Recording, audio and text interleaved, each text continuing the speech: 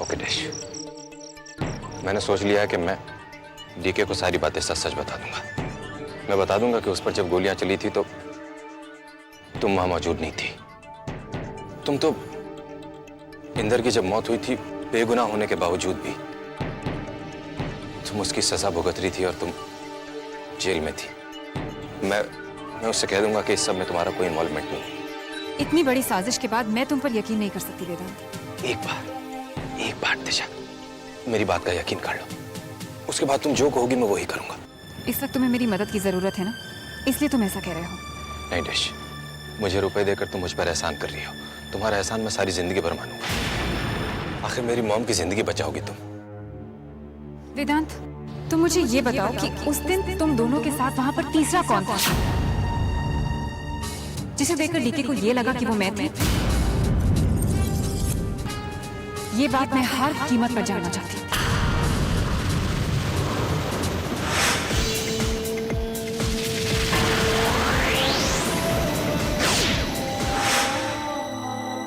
बोलो वेदांत, चुप क्यों हो? कौन था वो तीसरा इंसान? मैं सोच सोच के पागल हो गई हूँ कि ऐसा कौन सा इंसान था जिसे देखकर डीके की आंखें धोखा खा गई। तुम नहीं बताना चाहते हो? ठीक है, मैं पुलिस स्टेशन जाती हूँ और मैं पूरी कोशिश करूंगी कि तुम्हारी जमानत कैंसिल हो जाए। मैं इंस्पेक्टर कंचन कोपिकर की फाइल भी रीओपन करवाऊंगी। मुझे पूरा यकीन है कि उसकी हत्या में भी तुम दोनों का ही हाथ था। मैं पूरा सच जान कर रहूंगी। दिशा, कहीं जाने की जरूरत नहीं है तुम्हें। तुम्हारे सारे सवालों का जवाब है मेरे पास।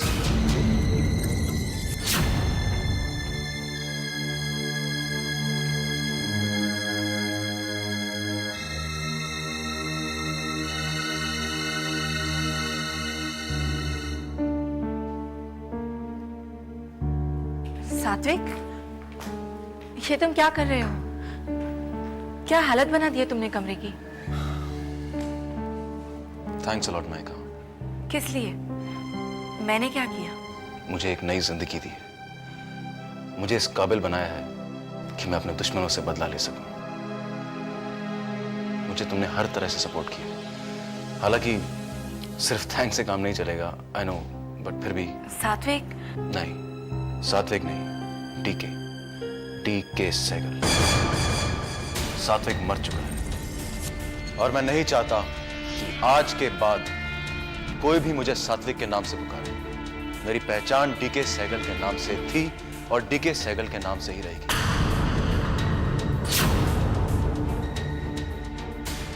वैसे भी सात्विक का जन्म एक मकसद की वजह से हुआ था।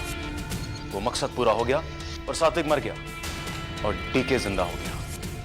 अब से मैं सिर्फ डीके की जिंदगी जीऊंगा, क्योंकि वही मेरा असली वजूद है, वही मेरी असली पहचान है।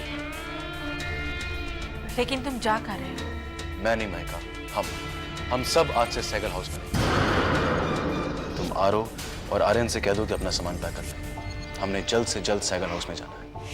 ओके?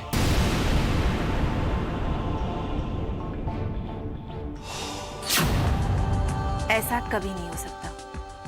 मैं अपने सात्विक को डीके सहगल कभी नहीं बनने दूंगी। तुम मेरे हो और मेरे ही रहोगे सात्विक, क्योंकि सात्विक महिका का है और डीके दिशा। बड़ी मुश्किल से मैंने अपने सात्विक को हासिल किया है दिशा से। अब उसे दोबारा नहीं खो सकती। बोलो वेदांत, सच क्या है?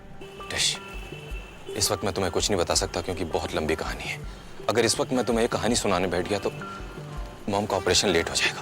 मॉम की जान को खतरा हो सकता है। डिश, तो फिर कब बताओगे? हम एक काम करते हैं, कल सुबह कनका के ऑफिस में मिलते हैं। कल सबके सामने मैं सारी सच्चाई बता दूंगा।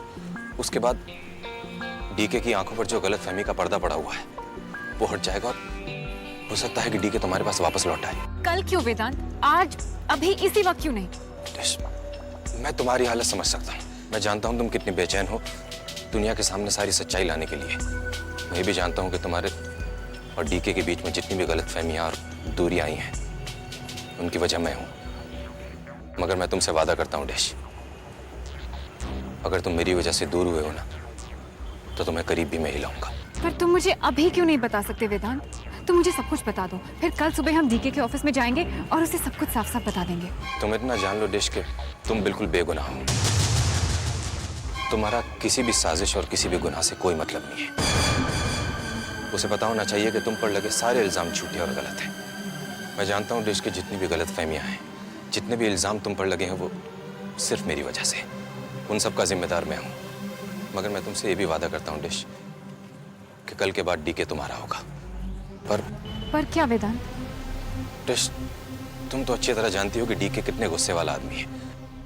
कहीं उसने जिद पकड़ ली कि मुझे जेल जाना चाहिए तो मॉम का क्या होगा? तुम्हारी माँ के इलाज के लिए मैं चेक लेकर आती हूँ, लेकिन कल सुबह सबसे पहले हम डीके के ऑफिस में जाएंगे और सारी बात क्लियर कर देंगे।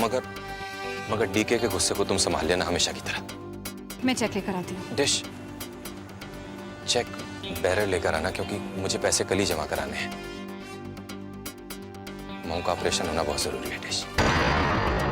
मैं तुम्हारा एहसान सारी जिंदगी नहीं भूलूंगा डिश। मेरी मॉम की जिंदगी बचा रही हो तुम। Thank you dish.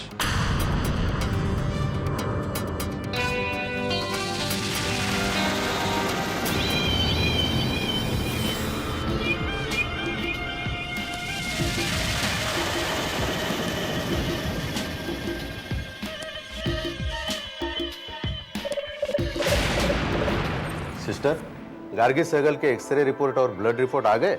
No sir, reports तो अभी तक नहीं आई हैं। हालत बहुत नाजुक है उनकी। उनके होश आते ही अगर हमने उनका ऑपरेशन नहीं किया तो कुछ भी हो सकता है। उन्हें कुछ नहीं होगा डॉक्टर साहब।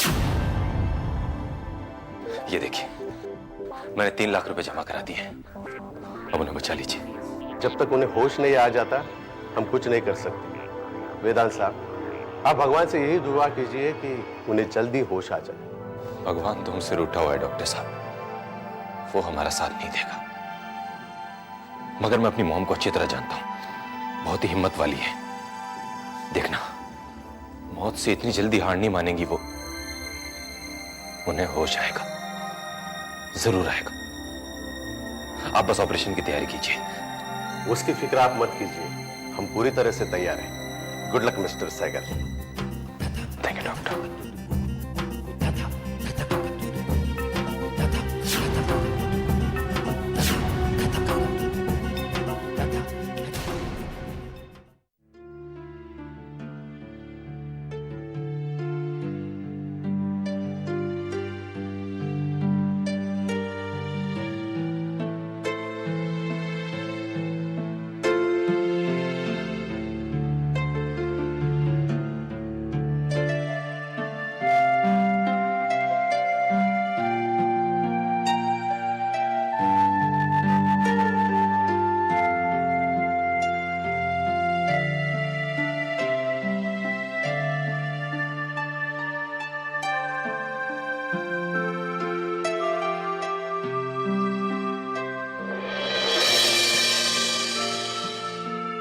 यकीन नहीं होता मां, जिसने मुझे जिंदगी जीना सिखाया, हर मुश्किल से लड़ना और लड़कर जीतना सिखाया, वो इतनी बेबस और लाचार मेरे सामने पड़ी है।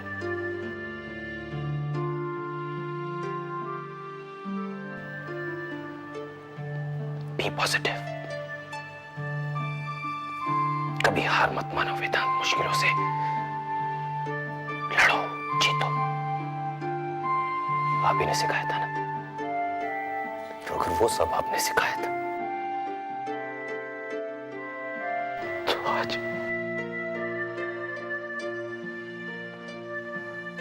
आप इस हाल में क्यों हैं? मॉम आपको मुझे छोड़कर कभी मत छोड़ो। मॉम, मैं इस दुनिया में आपके सिवा ही कौन? मॉम, अगर आप मुझे छोड़कर चली गई तो मैं बिल्कुल अकेला हो जाऊंगा। मॉम, एक बार आपका ऑपरेशन हो जाए तो मैं डीके और दिशा को सब कुछ सच सच बता दूंगा। बस एक बार आप ठीक हो जाइए, एक बार आप ठीक हो जाइए।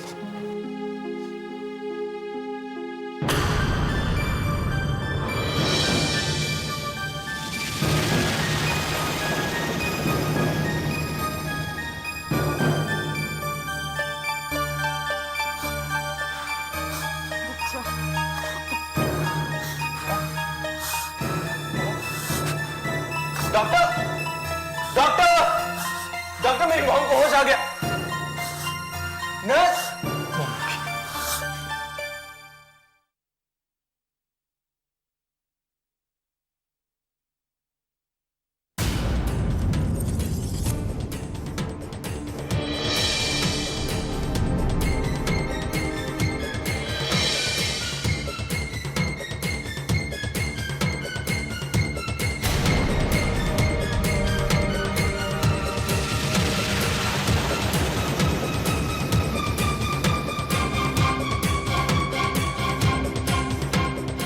डीके,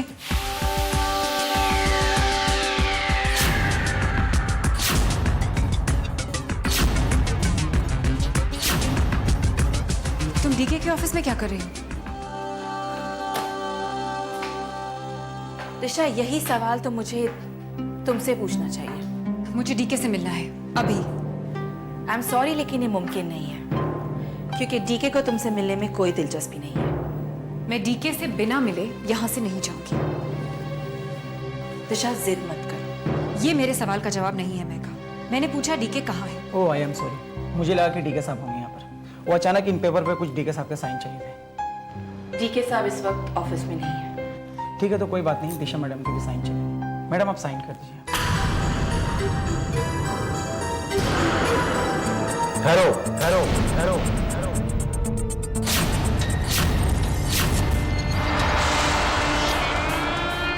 दिशा के साइंस की कोई अहमियत नहीं है।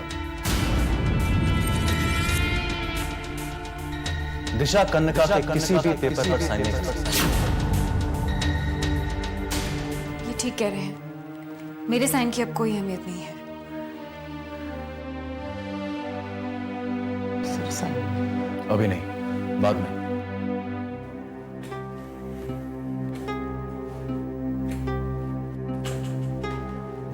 क्यों आई हो तुम यहां पर? डार्लिंग, तुम भी कमाल करते हो। दिशा यहाँ किसी वजह से ही आई होगी ना। हो सकता है वो कोई गलतफहमी दूर करने आई हो। मेरे ख्याल से अब हमारे बीच कोई गलतफहमी नहीं है।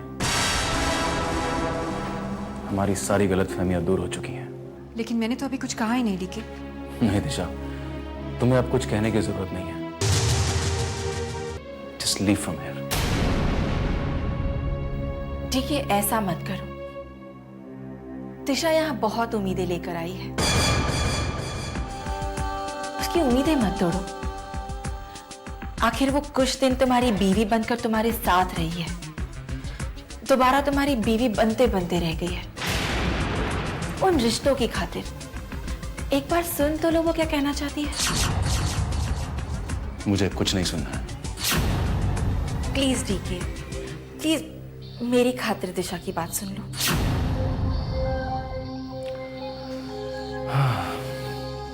तुम जानती हो महका कि मैं तुम्हारी कोई भी बात नहीं टाल सकता। फिर दिशा की बात सुनना तो बहुत ही मामूली बात है। चलो, तुम्हारी खातिर दिशा की बात भी सुन लेता हूं। बोलिए मेरी एक्स वाइफ। अरे क्या हुआ, बिना कुछ कहीं जा रही हो?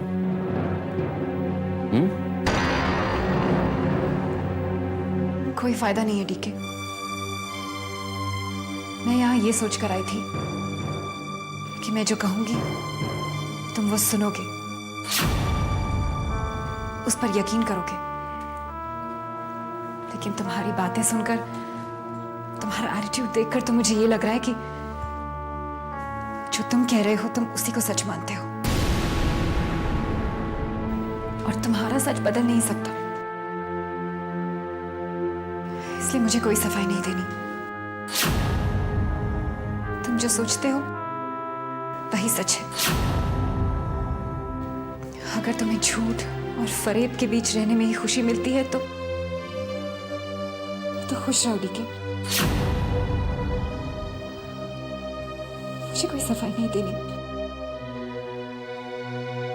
मैंने सोचा था वेदांत यहाँ आकर तुम्हें सब कुछ सच सच बता देगा, पर वो भी नहीं आया।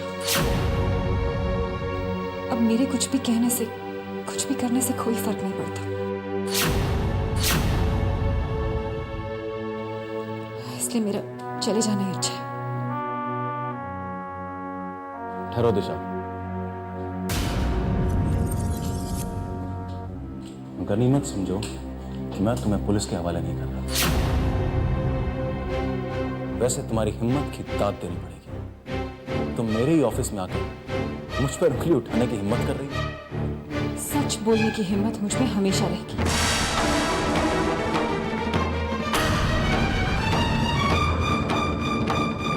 छोड़ो मुझे। अभी मेरी बात पूरी नहीं हुई। लेकिन मेरी बात पूरी हो चुकी है।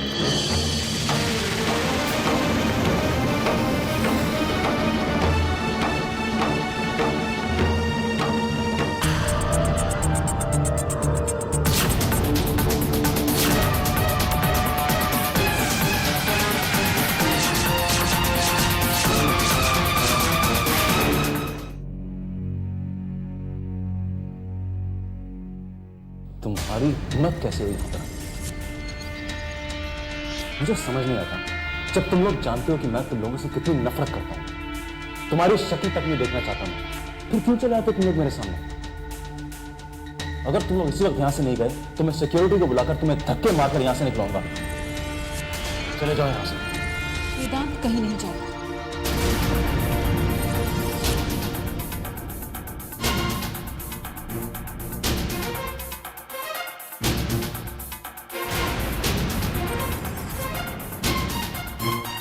Stop! Stop! Stop!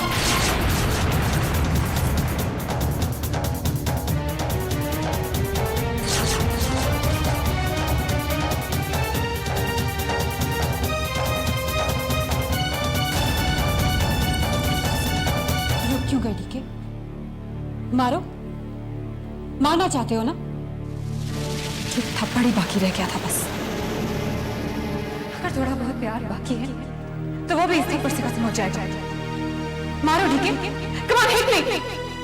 थप्पड़ क्यों नहीं मारते तुम? मारो ना डीके।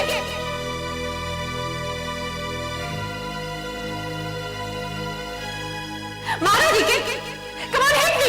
दिशा, बेहतर होगा कि तुम दोनों इसी वक्त यहां से चले जाओ, वरना मेरे एक फोन करने की देर है तुम दोनों की जिंदगी नर्क बन सकती है। इसलिए मजबूर मत करो कि मैं वो फोन करूं। Just go for it. इतनी देर से तुम जो भी तुम्हारे मन में आ रहा है बोले जा रहे हो और मैं सुनती जा रही हूँ। कितनी ही धमकियां दे चुकी हो तुम मुझे। अब जो वेदांत कहेगा वो तुम्हें चुपचाप सुनना पड़ेगा। उसके बाद तुम्हारा जो भी फैसला है वो मुझे मंजूर है। लेकिन हाँ ठीक है, गलतफहमी का कोई इलाज नहीं है। इसलिए वेदांत की बात पर यकीन करना या ना करना तुम्हारे ऊपर है। मुझे तुम लोगों पर यकीन नहीं है। और क्या कहेगा वेदांत? यही ना कि तुम दोनों ने मुझ पर गोली नहीं चलाई थी। अरे ये बात अगर मुझसे भगवान भी आकर कहेगा ना, तब भी मैं उस पर भरोसा नहीं करूंगा, क्योंकि मैंने अपनी आंखों से देखा था तुम दोनों ने मुझ पर गोली चलाई थी कारगिल के साथ। ठीक है, तुमने जो कुछ भी देखा था वो गलत था। मैंने तुम पर गोली नहीं चलाई। जिस वक्त तुम पर गोली चलाई जा रही थी उस वक्त मैं जेल में थी। आप लोग आपस में मत झगड़िए। दिशा को एक मौका मिलना चाहिए अपनी बात कहने का। उसे कम से कम एक मौका तो दीजिए यह बताने का कि सारी साजिश के पीछे कौन था। मैं थक गया हूं यह तमाशा देखते देखते। अब राज फाश हो ही जाना चाहिए। इस सारी साजिश, तबाही और बर्बादी के पीछे सिर्फ एक इंसान है। कौन है वो इंसान? और कौन हो सकता है? दिशा। दिशा